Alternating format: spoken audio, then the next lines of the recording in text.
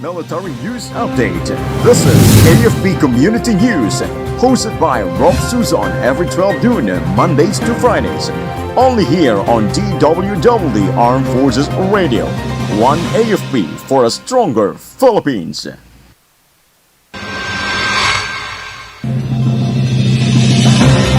Upapro lauds the 4 billion pesos funding boost for Pamana. DND Secretary leads the groundbreaking for new Philippine Navy barracks on Pag-asa Island. First batch of automated counting machines for 2025 elections pass diagnostics. Senate supports the institutionalization of PBBM's Pabahay program.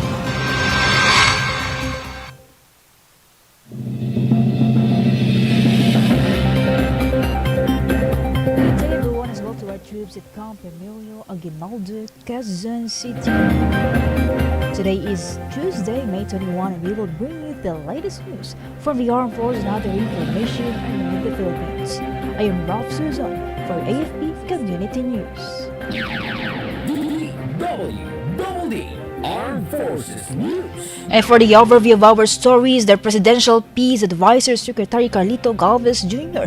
expressed the gratitude for the Department of Budget and Management's timely release of 4 billion pesos for the Payapa at Masaganang Pamayanan o Pamana program.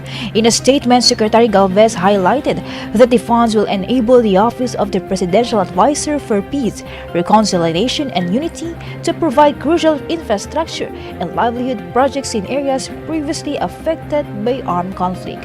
He stated that the Pamana program aims to create an environment where long-term peace can flourish through concurrent development. He also thanked the Department of Public Works and Highways for allocating part of their budget to support the Pamana projects. DWDD Armed Forces News. The Department of National Defense Secretary Gilbert Chodoro, alongside the Senators Juan Miguel Zubiri, J.V. Ejercito, and Joel Villanueva, led the groundbreaking ceremony for a new barracks for Philippine Navy personnel on Pag-asa Island. During their visit to Pag-asa Island, the officials checked on the troops and residents, inspecting the island's facilities.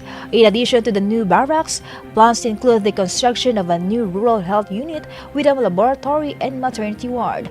The DND stated that the development of additional facilities on the island demonstrates the government's determination to strengthen its presence in the West Philippine Sea, supporting the needs of residents and soldiers in the area. Armed Forces Radio.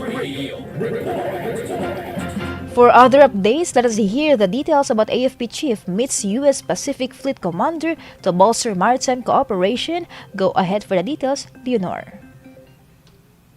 Armed Forces of the Philippines Chief of Staff General Romeo Browner Jr. welcomed Admiral Stephen Kohler, Commander of the United States Pacific Fleet, yesterday. The meeting highlighted the enduring U.S.-Philippines alliance amidst evolving security challenges. They discussed enhancing interoperability and advancing combined maritime capabilities, including the first-ever multilateral maritime cooperative activity and regular maritime cooperative activities. Moreover, General Browner thanked Admiral Kohler for the support and reaffirmed the AFP's commitment to a free and stable Indo-Pacific region through international law. And this is Leonor Tanap reporting for AFP Community News, One AFP for a stronger Philippines. Thank you so much, Leonor Tanap. DWDD Armed Forces News. The National Security Council brushed off the Chinese recent threat to arrest trespassers in their claimed territories in the West Philippine Sea. NSC Assistant Director General Jonathan Malaya stated that China's threat was merely a scare tactic. He explained that if the Philippines were to file a complaint with China, it would be tantamount in recognizing China's authority over those areas, so it's best not to pay attention to it. Furthermore, Malaya urged the fishermen and other civilians navigating the West Philippine Sea to continue their normal activities at the sea. DWDD Armed Forces News. President Ferdinand Marcos Jr. expressed the confidence that the insurgency in northern Samar will be resolved before the end of his term. Recent clashes between soldiers and the New People's Army in the province resulted in progress, with a decrease in violence compared to previous years. The administration aims to address the deep-rooted issues such as economic inequalities and corruption to achieve the lasting peace. Department of the Interior and Local Government Secretary Benur Abalos Jr. also emphasized the importance of providing essential needs like water, electricity, and schools to support the peace efforts. Armed Forces Radio Report. Let us hear more update outside our station. Let us hear from Beth about 12 CMO Battalion secures Fashionista Flores de Mayo event. The 12th Civil Military Operation Kapatiran Battalion under the Joint Task Force NCR provided security and medical assistance during the Fashionista Flores de Mayo at Rizal Park Open Air Auditorium in Ermita, Maynila. The events, part of the National Heritage Month, showcase Filipino creation by young Filipino designers. It aims to highlight the talent of young Filipino designers. However, the battalion's presence ensured the safety and well-being of participants and attendants, contributing to the successful celebration of the Filipino heritage and culture. This is Beth Tanyete reporting for the AFP Community News, One AFP for Stronger Philippines. Yes, Rob. Thank you so much, Beth Tanyete. DWDD Armed Forces News. For other development stories, the 3 detainees who escaped from jail along with another fugitive have been recaptured in separate police operations in Parang Maguindanao del Norte on Sunday. The escape occurred during a head count of detainees early Saturday morning. One fugitive remains at large, identified as Pangimina Alo alias Badruddin Ali Tahir. The detainees are facing charges of murder and drug trafficking, while the policemen have alerted residents to report any sightings of the remaining fugitive. DWDD National News. For our national news, the Commission on Elections announced that the first 20 automated counting machines for 2025 midterm elections have passed the hardware acceptance test. The COMELEC shared that the ACMs delivered by the joint venture led by South Korean company Miro Systems underwent the test in its warehouse in Santa Rosa, Laguna. According to the poll body, the diagnostic test results show that all ACM boards, such as the sensor, touchscreen, scanner, printer, camera, USB ports, LED, external keypad, pass the appropriate criteria for each component. During the HAT, the COMELEC conducted unpacking of each box, turning the ACM unit on, and running the different diagnostics to ensure that each and every component was working properly by the specifications and customizations they have set. Armed Forces Radio Report. We have a report coming in from Shah about 14th CMO Battalion supports the community development in Cebu. Yes, Rob. The 14th Civil Military Operations Katipanan Battalion participated in the Duaw sa Kabarangayan event in Barangay Nangka, Consolacion, Cebu. The Katipanan troopers provided essential services including haircuts and security, and entertained attendees with lively performances. This involvement highlights the 14th CMO Battalion commitment to fostering socio-economic development in Cebu through stakeholders' engagement and collaboration with government agencies. This is Shaina Araneta reporting for AFP Community News, One AFP for Stronger Philippines. Thank you so much, Jaina Araneta. DWDD National News.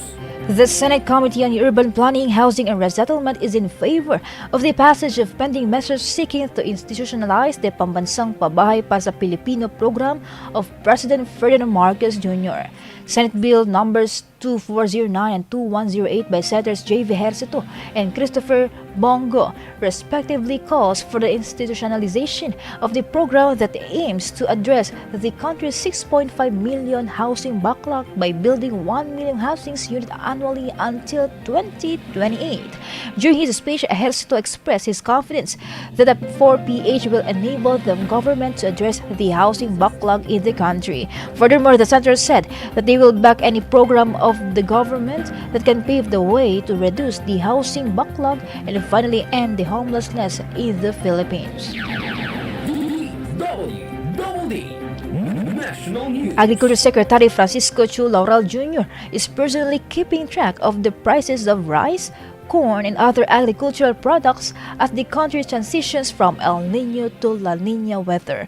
According to Laurel, the Department of Agriculture will monitor the impact of the transition on the agriculture sector to protect both farmers and consumers, in compliance with President Ferdinand Marcos Jr.'s order to ensure the nation's food security.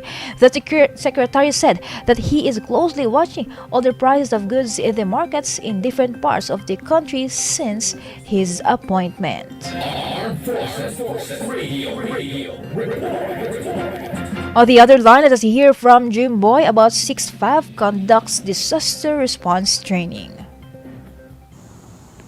The 6th Field Artillery Battalion, Army Artillery Regiment, Philippine Army led by Lieutenant Colonel Erwin B. Albesa, ART, GSC Philippine Army, conducted disaster response training at the 6th Division Training School, 6ID Philippine Army.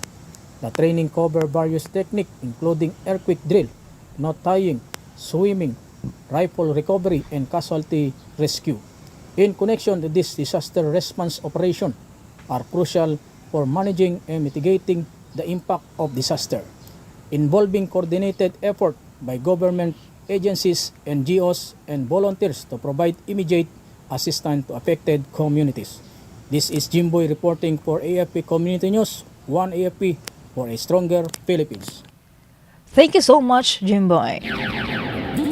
DWDD National News. Our time is already 12:19 in the afternoon, and you are still tuning at AFP Radio DWDD Facebook page. And for our announcement, join us in the celebrating the 126th Philippine Independence Day with music, song, and dance, featuring the bands and performers from various uniformed services. Witness the showcase of talent and music, singing and dancing from the modern-day heroes. Let us come together to honor the Filipinos who fought for the nation's independence at Musikalayaan 2024 on June 7 live at the Rizal Park Open Auditorium. See you there. DWDD National News. And for other development story, the Department of Budget and Management has disbursed a total of 2.88 billion pesos to the Bureau of Fire Protection for the purchase of fire trucks and emergency vehicles in line with its ongoing modernization efforts. Budget Secretary Amena Pangandaman approved the issuance of the special allotment release order for the said funding on May 10. The said amount will be utilized for the acquisition of 154 fire trucks, 3 collapsed structure and rescue trucks, and 132 ambulances.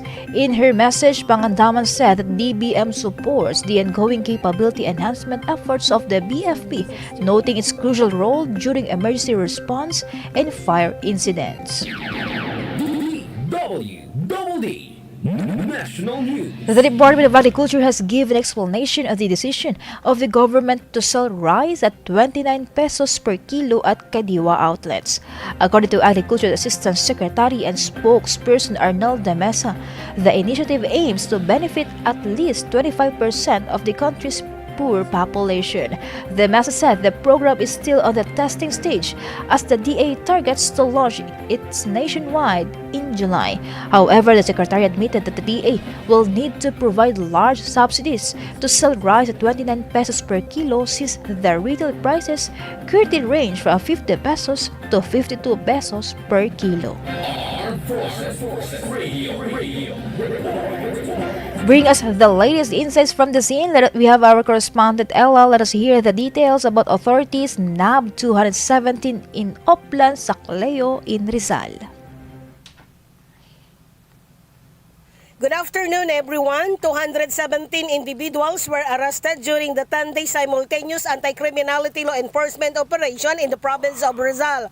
Out of 217, 67 suspects were arrested for illegal drugs operation, 44 of them for illegal gambling operation, 2 for violation of firearms law, while the other 104 wanted persons nabbed by virtue of warrant of arrest issued by the different courts within the province. According to Rizal Provincial Police Office Director Police Colonel Felipe Maragon, the continued operation against criminalities of their police operatives serves as a stern warning to all criminals to the safety of their constituents and in the peace of the whole province respectively. This is Ella Mercado reporting for AFP Community News, 1 AFP for a stronger Philippines. Thank you so much, Ella Mercado. Double D. National News. The Bureau of Immigration has sent home 9 more Filipinos who were promised decent work abroad but ended up in the scam hubs. Immigration Commissioner Norman Tansico reported the latest batch of repatriates arrived on May 18 from Thailand at the Ninoy Aquino International Airport Terminal 3 in Pasay City. According to Tansico, the said Filipinos were recruited via telegram to work as customer service representatives with a promised monthly salary of 55,000 pesos, but were forced to transfer to Myanmar to work as love scammers targeting homosexuals online. The victims disclosed that they did not receive the promised compensation and were later discharged from employment for not reaching their quota. Double D. National News. The government has granted 50,000 hectares of land to around 9,000 beneficiaries of the Agrarian Reform Program this year. During President Ferdinand Marcos Jr.'s speech in the distribution of the land titles and support services to Agrarian Reform beneficiaries in Central Visayas at the Lamberto Masha Sports and Cultural Center in Dumaguete City, he shared that the distributed land is already 65% of the Department of Agrarian Reform's annual target of 23,000 hectares. The president said that the initiative is a clear manifestation of the government's continuous and relentless efforts to fulfill the promise of completing the agrarian reform in the country. Moreover, a total of 3,800 certificates of land ownership award were issued to agrarian reform beneficiaries in the provinces of Bohol, Cebu, and Negros Oriental through simultaneous distribution ceremonies yesterday. Forces Radio. For more updates, let us hear the details from Mike regarding the high-ranking CTG leader and member neutralized in Sultan Kudarat operation. Yes, Rolf, good afternoon. A high-ranking rebel leader and a member were neutralized in a decisive military operations at Sitio Laman, Barangay Salansang, Libak, Sultan Kudarat. They were identified as Aranjan Villegas, alias Alberto 50, the first Deputy Secretary of SRC Daguma, a notorious figure responsible for extortions and revolutionary tax collections and has a high value target with a 1 million pesos bounty. Also a female CTG wherein her identity is still being verified. The operations was executed by the 57th, 37th, and 7th Infantry Battalions. It resulted in the recovery of various firearms, ammunitions, and subversive documents. Furthermore, Brigadier General Michael A. Santos recommended the troops to urge remaining CTG member to surrender. This is Mike reporting for AFP Community News, 1 AFP for a stronger Philippines. Thank you so much, Mike. Double D. National News. The Metropolitan Manila Development Authority will implement a 1-week extension on its information campaign regarding the prohibition of e-bikes, e-trikes, and other similar light vehicles on national roads that are under its jurisdiction. The MMDA made the decision after the 1-month grace period granted by President Ferdinand Marcos Jr. over the measure lapsed on May 18. According to MMDA Acting Chairperson Romando Ortiz, personnel on the ground will continue on reminding drivers of e-vehicles such as e-bikes, e-trikes, tricycles, pedicabs, push cars, and kuliglegs to not traverse national circumferential and radial roads in Metro Manila. However, Ortiz said they will not issue violation tickets for another week. Double D. National News. President Ferdinand Marcos Jr. showed his support to Senator Francis Escudero's appointment as new Senate President, replacing Senator Juan Miguel Zubiri. In a social media post, the President acknowledged Escudero's track record and experience in the legislative. President Marcos said he was confident that the Senate would continue prioritizing measures supporting the administration's trust for positive transformation with Escudero's leadership. Escudero was elected as Senate President following the resignation of Zubiri the regular session yesterday. DWDD National News. The Philippine Atmospheric, Geophysical and Astronomical Services Administration said the fair and warm weather will continue to prevail across the country due to easterlies. According to the State Weather Bureau, there are cloud clusters monitored in some areas but would only cause rain showers for a short period. Pag-asa also said there is no weather disturbance seen to affect the country. However, isolated rain showers are possible during afternoon or evening.